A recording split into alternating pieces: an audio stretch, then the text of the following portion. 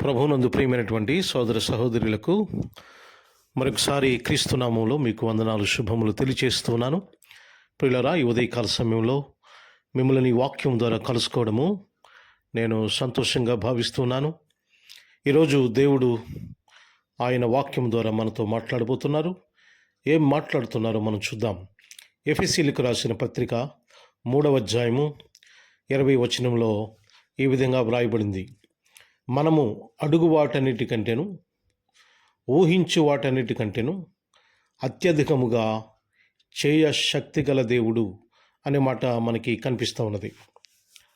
ప్రియులరా, ఈ వచనం ద్వారా మనకేం అర్థమవుతుందంటే మనకున్నటువంటి శక్తికిని దేవునికి ఉన్నటువంటి శక్తికిని చాలా వ్యత్యాసం ఉంది. మనకున్నటువంటి శక్తి పరిమితము. దేవునికి ఉన్నటువంటి శక్తి అపరిమితము. మనకున్నటువంటి శక్తి చాలా చిన్నది, కానీ దేవునికి ఉన్నటువంటి శక్తి మనము ఊహించలేము, మనం కొలత కొలలేము, మన ఊహకు అందదు. అంత బలమైన శక్తివంతుడని ఈ వచనం ద్వారా అర్థమవుతుంది.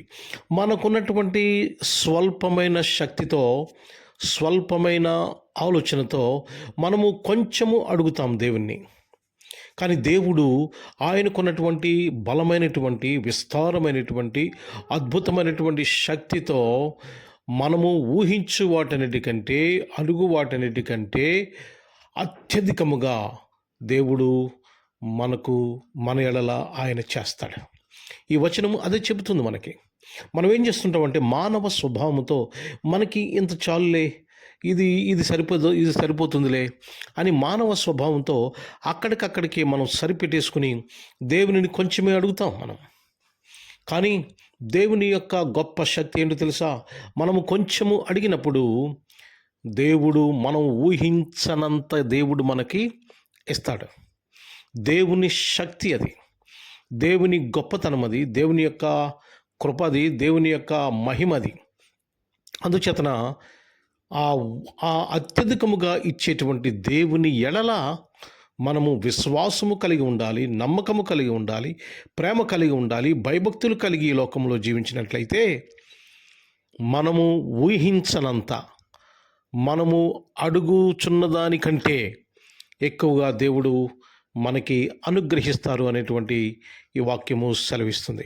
ప్రియులారా, ఈరోజు మీరు మీ ప్రార్థనలో ఏం అడుగుతున్నారు?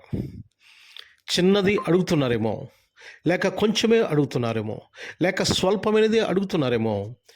కానీ దేవుడు మీరు అడుగు వాటన్నిటికంటే, ఊహించు వాటన్నిటికంటే అత్యధికముగా దేవుడు ఇవ్వడానికి సిద్ధంగా ఉన్నాడు.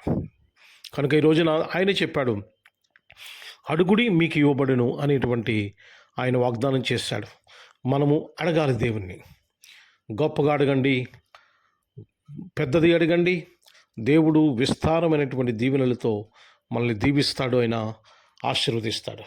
కనుక ప్రియమైన సహోదరి సహోదరులరా, సంకుచిత స్వభావముతో మనము అక్కడికక్కడే సరిపెట్టేసుకుని అలా ఉండొద్దు. దేవుడు మనకి కెపాసిటీ ఇచ్చినప్పుడు, జ్ఞానం ఇచ్చినప్పుడు, ఆరోగ్యం ఇచ్చినప్పుడు, వయసు ఇచ్చినప్పుడు మనము ఒక వ్యవస్థగా ఎదగాలి.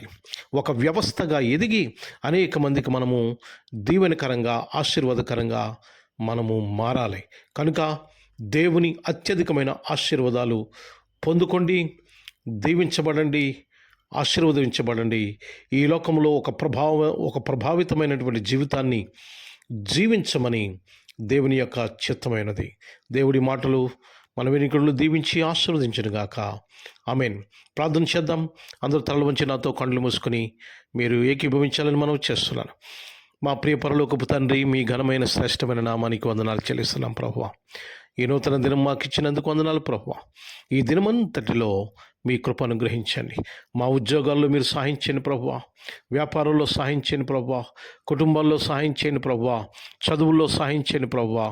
నాయన, ఇంకా రకరకాల పనుల్లో, అనేకమైనటువంటి ప్రయాణాల్లో మీరు సహాయం చేయమని కోరి ప్రార్థన చేస్తున్నాను. ఈ రోజంతా విజయము చేకూర్చమని, మీ దీవెనలతో నింపమని, ఆత్మీయ ఆశీర్వాదాలతో నింపమని ప్రభువా. మేము ఊహించనంత ఆశీర్వాదాలు ఇచ్చే దేవుడు, మేము ఊహించనంత దీవెనలు ఇచ్చే దేవుడు తండ్రి. ఆ దీవెనలు పొందుకోవడానికి మమ్మల్ని బలపరచమని, దీవించమని, ఆశీర్వదించమని, మీ కృప కాపుదల అనుగ్రహించమని, ఎవరైతే అనారోగ్య పరిస్థితుల్లో ఉన్నారో వారికి ఆరోగ్యం దయచేయండి ప్రభా. ఎవరైతే నిరాశ నిస్పృహలో ఉన్నారో వారికి నాయన నిరీక్షణ కలుగు చేయమని, ఆశను కలుగు చేయమని, ఎవరైతే ప్రభా విసిగి వేసారి ఉన్నారో అలాంటి వారికి ధైర్యమును, ఓదార్పును, సహనమును కలుగు చేయమని, వారి జీవితంలో గొప్ప మార్పును కలుగు చేయమని, మీరే ఘనత, మహిమ, ప్రభావములు పొందమని ప్రభు అయిన యేసుక్రీస్తు నామమున మిక్కిలి వినయంతో అడిగి వేడుకుంటున్నాము తండ్రి. Amen, amen. God bless you all. ఈ యొక్క ఆడియో మెసేజ్ని లైక్ చేయండి, షేర్ చేయండి.